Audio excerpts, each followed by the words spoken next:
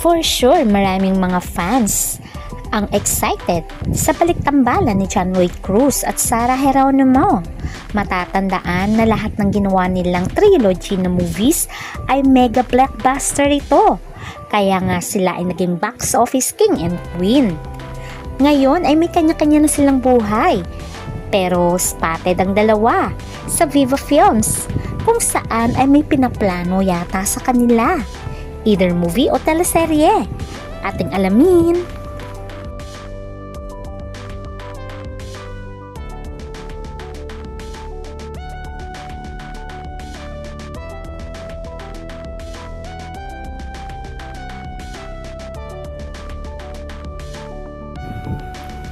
Sa Philippine showbiz ay isa na si John Lloyd na maituturing na pinakasikat at marami na talagang nagawang blockbuster movie.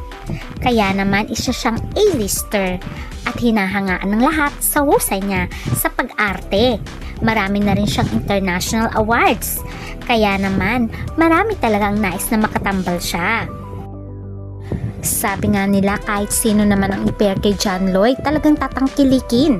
Pero tumatak talaga sa isipan ng mga masa ay ang tambalan nila ni Bea Alonzo na lahat din ng kanilang ginawang teleserye at movies ay tinangkilik ng masa. Until now marami pa rin nagka-clamor sa kanilang love team. Isa rin silang box office, king and queen and film actress and film actor. Samantalang si John Lloyd ay pinareha din sa iba. Para nga hindi nakakasawa na lang na si Bea at John Lloyd lagi. Kaya naman after kay Bea ay ipiniraha si John Lloyd kay Sarah Geronimo na isang magaling na actress at the same time magaling na singer.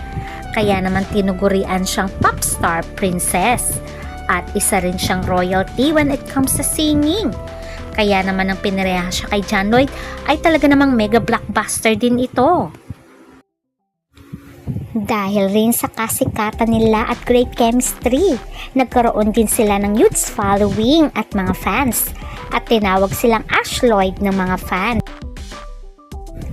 Dahil din sa dami ng kanilang fans, marami din ang nag-wish na sana magkatuluyan si John Lloyd at Sarah Geronimo.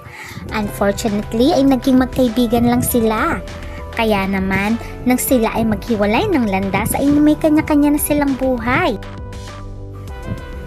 Pero nananatili naman ang friendship kay John Lloyd at Sarah Geronimo. Si John Lloyd ay may girlfriend na ngayon sa katauhan ng isang artist na walang iba kundi si Isabel Santos. Samantalang si Sarah Geronimo ay happily married siya sa kanyang longtime boyfriend na naging asawa niya na walang iba kundi si Matteo Guidocelli. Hanggang ngayon ay very strong ang kanilang marriage life at very happy. Kaya naman marami ang naging masaya din dahil magkakaroon ng balik-tambalan si Sarah Geronimo at John Lloyd Cruz.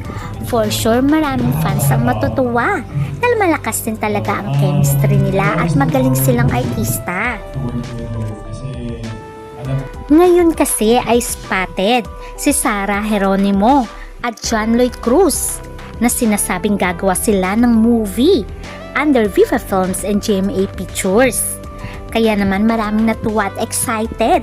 Alam naman natin na matagal nang hindi gumawa si John Lloyd ng pelikula at ganun din si Sarah. Kaya naman maraming mga fans, lalo na ang Ash Lloyd ang masaya sa balik-tambalan nila.